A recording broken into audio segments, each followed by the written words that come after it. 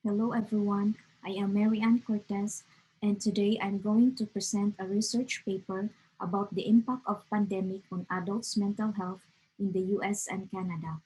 The current challenges brought about by the COVID-19 pandemic affects the mental health of the US and Canadian adult population. This topic is important because it is timely, it needs attention, and it would help the adult population in the US and Canada to safeguard their mental wellness. Through this research paper, the US and Canadian population will know that there are practical ways to cope with emotional crisis. The purpose of this research paper is to bring awareness to how the pandemic has negatively impacted the mental health of the adult population in the US and Canada. This one is an example of a person having a mental uh, crisis. This was taken by me at Plamondon Station last April 28, 2021. So the man in his mid-30s wants to jump off the railway. According to WHO or World Health Organization, mental health is defined as being a state of well-being in which the individual realizes his or her own abilities, can cope with the normal stresses of life, can work productively and fruitfully, and can contribute to his or her community. While on the other hand, mental illness is characterized by changes that affect a person's thinking, mood, and behavior, and which causes distress or suffering. A KFF Kaiser Family Foundation tracking poll in the USA conducted a poll about the impacts of pandemic, and during the pandemic they found out that 4 in 10 adults in the USA experiences anxiety and depressive disorder.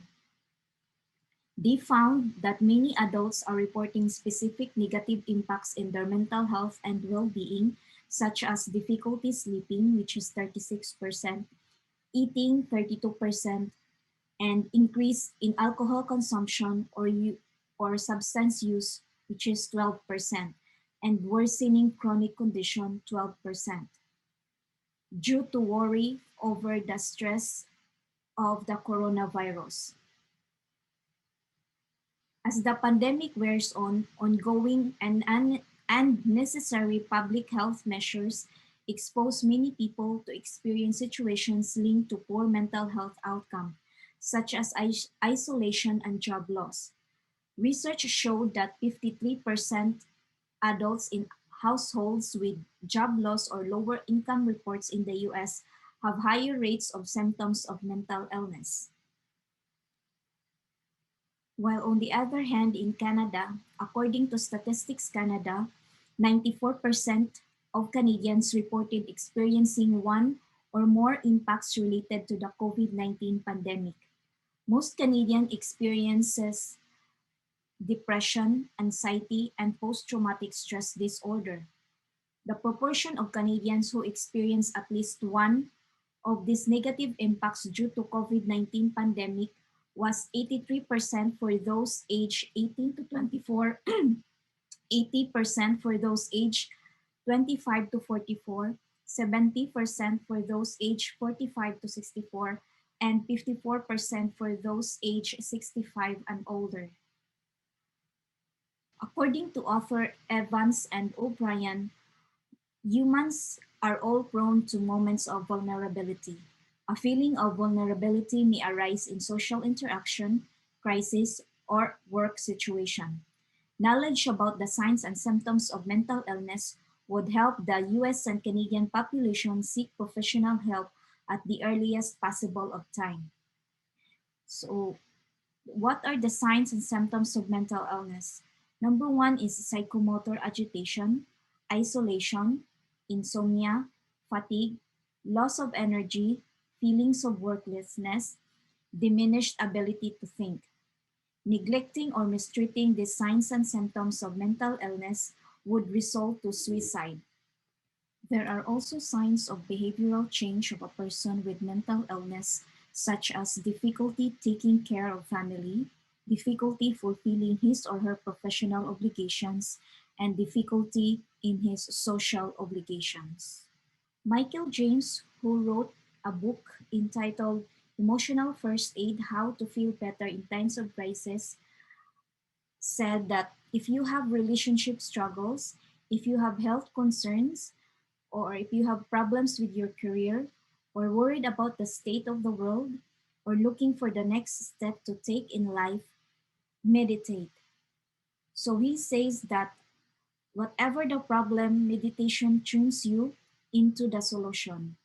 So when a wave comes, he said, you cannot change the wave or get rid of the wave. Instead, you want to alter your perspective. Developing a regular practice of meditation does that change into a positive perspective. Another one, the author also emphasizes the importance of chanting a mantra. A mantra is a focus on repetition of words. It is simply a statement or phrase that you repeat, usually many times. The word mantra means to free from the mind. By focusing on the repetition of these words, which can be repeated out loud or silently. Mantras are a distraction for a wandering mind. It doesn't matter so much which mantra you use, but often you use words into another language, which are good because they won't activate your mind to think about the meaning too much. So here there is an example like Om Brazi Namaha. So this is not my language. I think this is an Hindu language, so it is better to use other language according to James Michael because it will not fight with your ego when you do the mantra. Because for example, you will say I am healthy, but then you keep on eating junk foods, or so it will fight with your own ego. So better do mantra in other language. So Umbrazi Namaha. I think this is a mantra for having an abundant life. So I don't really know what is the meaning of these Hindu words. Lastly is the sound focus technique.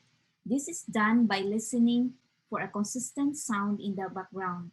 This may be the sound of a fan, the engine of a vehicle like a train, traffic on a distant road, or if you are walking in town or city, you can also listen for a consistent urban sound.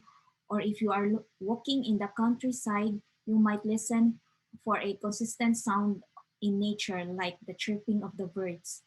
If you notice your mind wandering away from the sound, just bring your attention back to it, balancing this epidemic of fear that's swiping the planet with practices to enter yourself.